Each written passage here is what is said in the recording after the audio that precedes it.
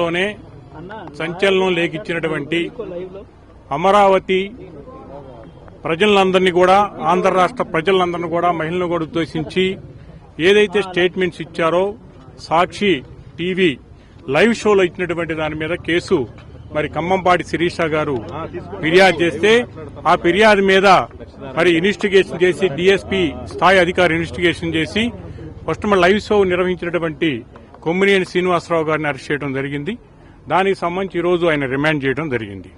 అయితే ఆ remand report ని మొత్తం కూడా మరి జడ్జి గారు మొత్తం కూడా పరిశీలించి 25 వరకు ఆయన్ని రిమాండ్ చేస్తూ కోర్టు వారు ఆదేశాలు ఇవ్వడం జరిగింది. అట్లాగే పోలీసు వారిని కూడా అతని కస్టడీలో తీసుకోమని చెప్పేసి కూడా ఆదేశాలు ఇవ్వడం జరిగింది. అసలు దీనికి సంబంధించి పూర్వపరాపాలు కూడా మొత్తం కూడా ఇన్వెస్టిగేషన్ రూపంలోనే కాకుండా ప్రజలు అందరూ కూడా లైవ్ షో చూసి ఎంత బాధపడ్డారో దానికి అనుగుణంగానే మరి ఎవరైతే ఫిర్యాదుదారు ఉన్నారో ముందుకు వచ్చేసి ఒక మహిళగా ఈ రోజు ప్రజల తరపున నిలబడేటువంటి విధానం ఏదైతే ఉందో అందరూ హర్షించాల్సిన విషయం. మేము ప్రధానంగా ఒకటే కోరుతున్నాం, మా హైకోర్టు ఎక్కడుందండి? అమరావతిలో ఉంది. రాజ్భవన్ ఎక్కడుంది? అమరావతి ఏరియాలో ఉంది. ఈ మంగళగిరి కోర్టు ఎక్కడుంది? అమరావతి ఏరియాలో ఉంది. అసెంబ్లీ ఎక్కడుంది? అమరావతి ఏరియాలో ఉంది. మరి సెక్రటరియట్ ఎక్కడుంది? అమరావతి ఏరియాలో ఉంది.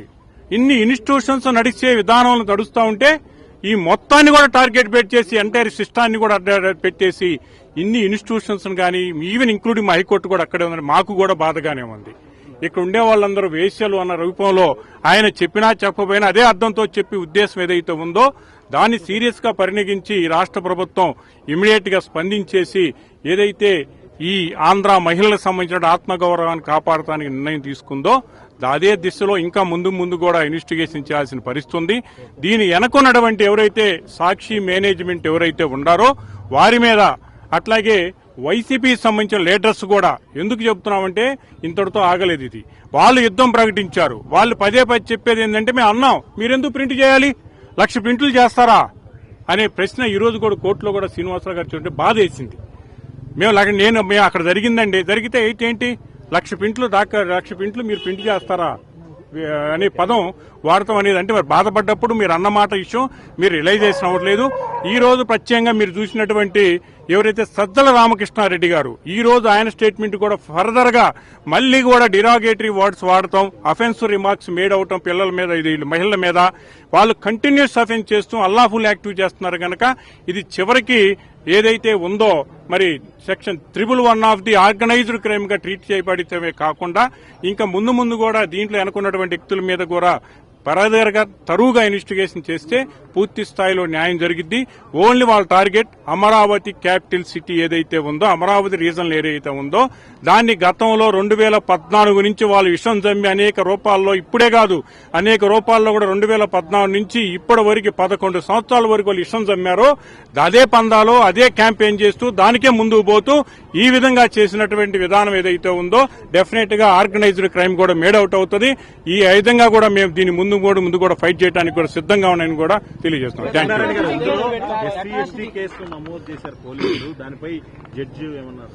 ఎస్సీ ఎస్టీ కేసుకు సంబంధించి రిమాండ్ రిపోర్టు ప్రైమా ఫేసీగా చూసినప్పుడు దీని సరైనటువంటి వివరణ కోరటం అనేది డీఎస్పీ గారిని కన్సల్ట్ ఆఫీసర్ గారిని కోరడం జరిగింది.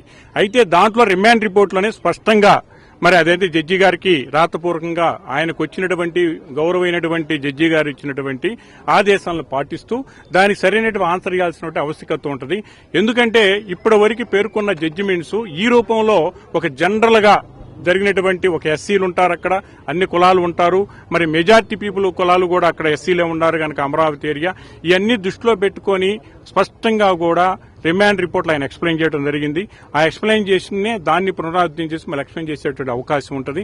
డెఫినెట్ గా ఎస్సీ ఎస్టీ కేసు కూడా మేడ్ అవుట్ విధంగా కూడా పాల్గొనేటువంటి ఒక ఇష్యూ ఏంటంటే అఫెన్సివ్ రిమార్క్స్ ఏదైతే ఉందో మేడ్ బై ది ఇంక్లూడింగ్ అంటే మహిళలు అన్న తర్వాత మహిళలు అన్ని కులాలు ఉంటాయి, అన్ని రకాలుగా కూడా ఉంటాయి కనుక అందులో న్యాయకత్వం వహిస్తున్నటువంటి ఎవరైతే ఉందో శిరీష గారు కూడా దాంట్లో మరి ప్రధానంగా కూడా ఆమె ఫిర్యాదుదారుగా ఉంది.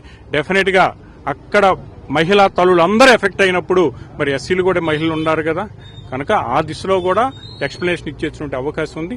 రేపు కోర్టు వారు దాని మీద ఏ నిర్ణయం తీసుకుంటారో కోర్టు యొక్క పరిధి, దాని గురించి మేము కామెంట్ చేయగలం. 24/6/25 వరకు కస్టడీ ఇచ్చారండి. గుంటూరు జైలుకి అది వాళ్ళు నిర్ణయం ఇస్తాను ప్రెసిడెంట్. Okay, thank you. ప్రధానంగా కూడా లాయర్లు అయితే క్లియర్ గా ఈ అంశంపై చెప్తున్నారు. ఏదైతే ఇంప్లిమెంటేషన్ చేసినటువంటి చట్టానికి సంబంధించినటువంటి ప్రతి సెక్షన్ ను కూడా క్లియర్ గా జడ్జి ముందు రిమాండ్ రిపోర్ట్ లో పేర్కొనడం జరిగింది. వాటన్నిటిని కూడా పూర్తి స్థాయిలో పరిశీలించిన తర్వాత దీనికి సంబంధించి కూడా కేసుకు సంబంధించినటువంటి అంశాలను కూడా క్లియర్ గా కూడా చెప్పడం పరిస్థితి ఉందనే విధంగా కూడా చెప్తున్నటువంటి పరిస్థితి ఉంది. మొత్తం 14 రోజులు రిమాండ్ విధించినటువంటి